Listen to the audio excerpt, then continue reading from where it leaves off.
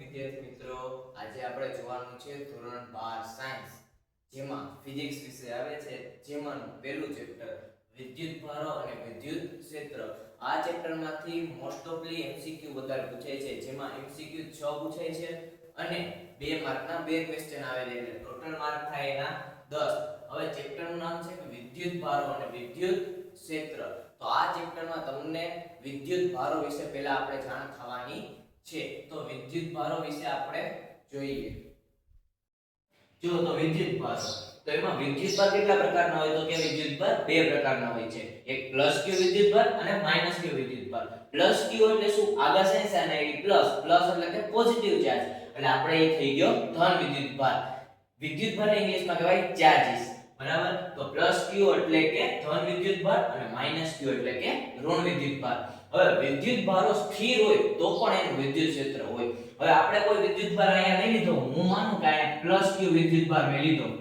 હવે આ પ્લસ ક્યુ વિદ્યુત ભાર છે એને પોતાનું કંઈક શું હોય? તો કે વિદ્યુત ક્ષેત્ર હોય. ઈ એટલા સુધીને પોતાનું વિદ્યુત ક્ષેત્ર ફેલાવેલું હોય. જેમ કે કોઈ પણ વસ્તી, કોઈ પણ માણસ છે, બરાબર, એનું ક્ષેત્ર શું હોય?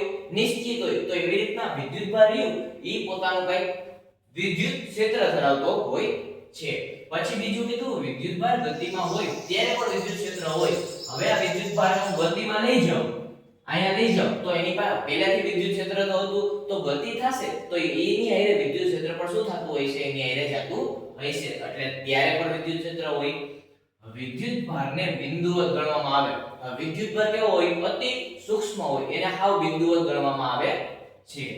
વિદ્યુત ભારને પોતાનું સ્વતંત્ર વિદ્યુત ક્ષેત્ર હોય છે, જેમ આપણે લીધું અહીંયા કે વિદ્યુત ભાર એને શું હોય? કે પોતાનું એક સ્વતંત્ર વિદ્યુત ક્ષેત્ર છે.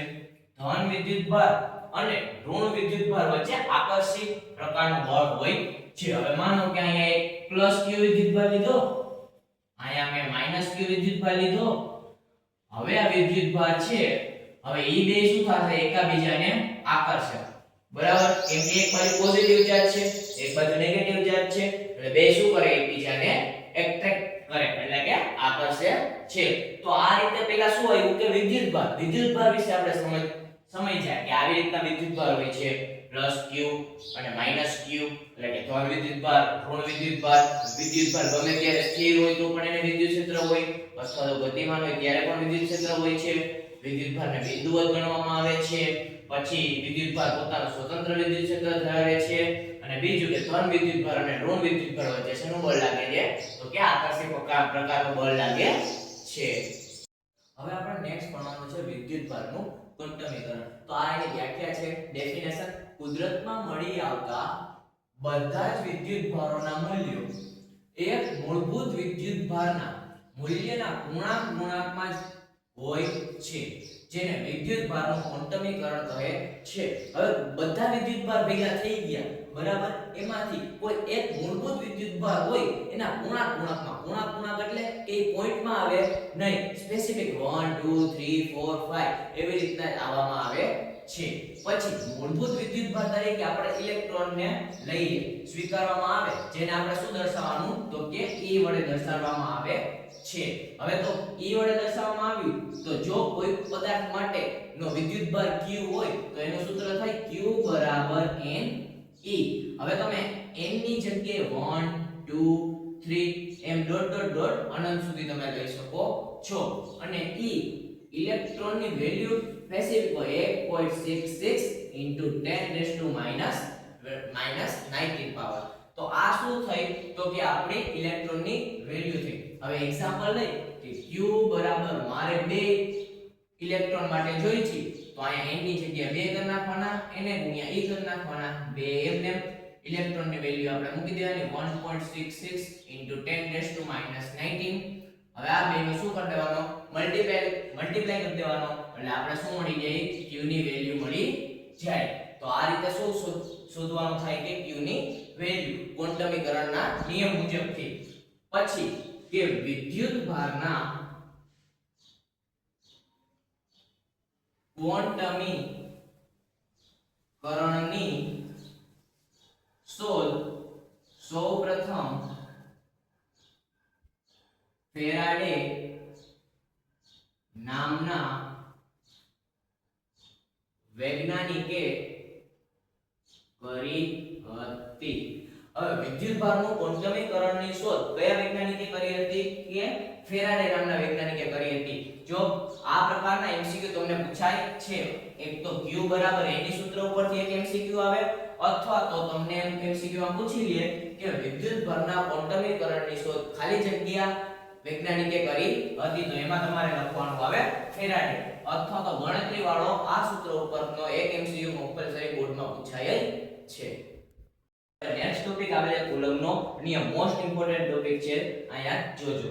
હવે કુલમ્બનો નિયમની તો પહેલા તમારે વ્યાખ્યા લખવાની હોય. તો શું થાય કે કોઈ બે બિંદુવત વિદ્યુત ભારો વચ્ચે લાગતું કુલંબીય બળ એ બે વિદ્યુત ભારોના મૂલ્યના ગુણાકાર બરાબર અને તેમની વચ્ચે લાગતા અંતરના વર્ગના વ્યસ્ત પ્રમાણમાં હોય છે, જેને કુલંબનો નિયમ કહે છે.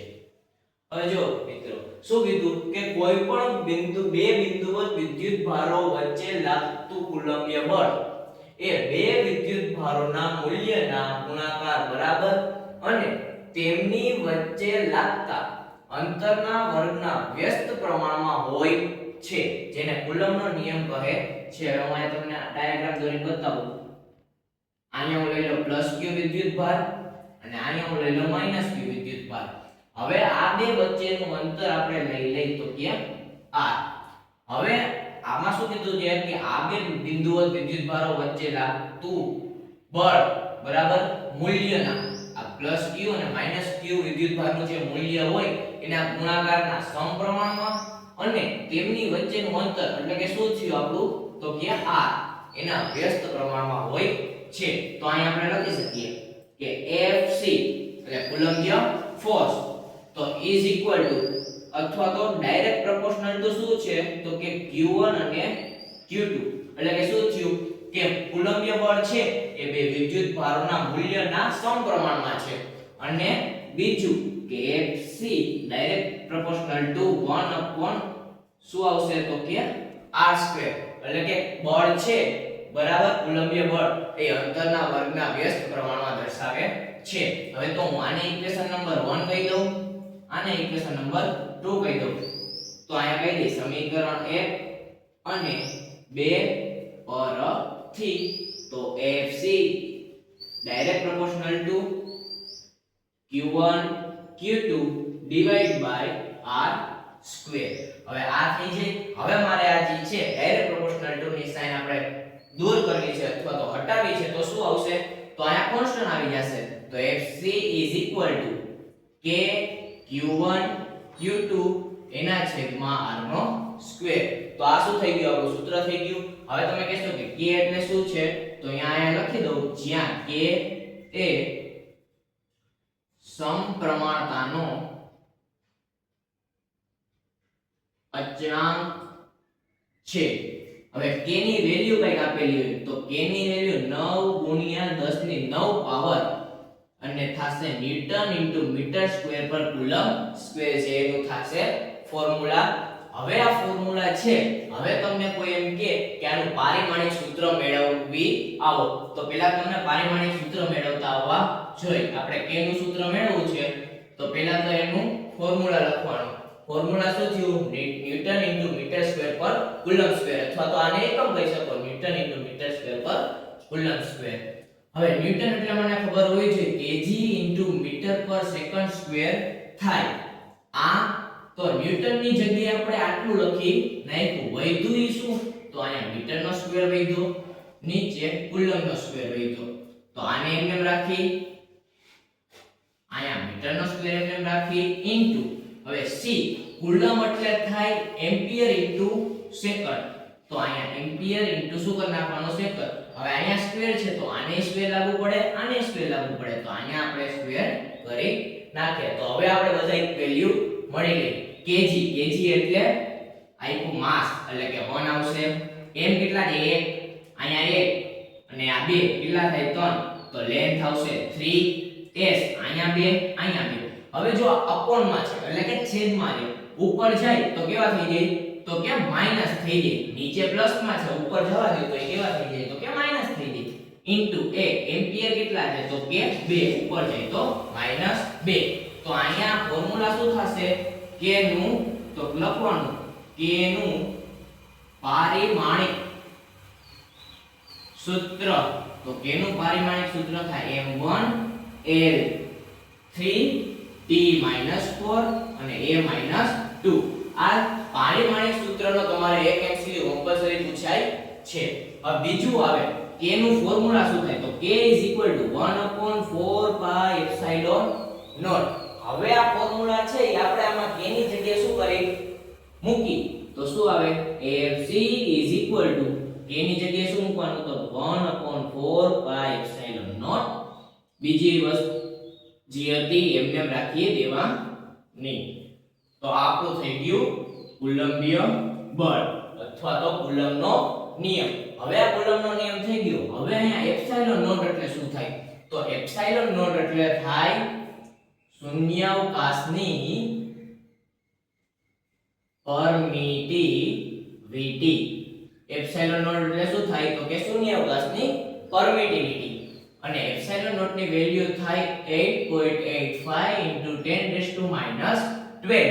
અને આનો ફોર્મ્યુલા થશે કુલમ સ્ક્વેર ડિવાઇડ માં ન્યૂટન ઇન્ટુ મીટર સ્ક્વેર. આ શું થઈ ગયું? તો કે નો એકમ થઈ ગયો. હવે તમે આનું પારિમાણિક સૂત્ર જોતું હોય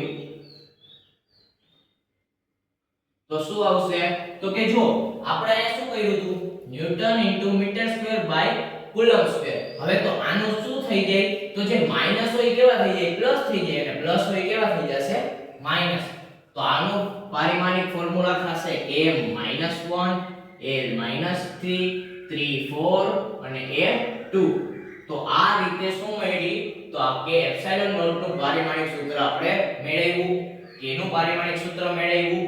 k ની વેલ્યુ 9 × 10⁹ અને એપ્સિલોન ની 8.85 × 10⁻12 એની વેલ્યુ થાય.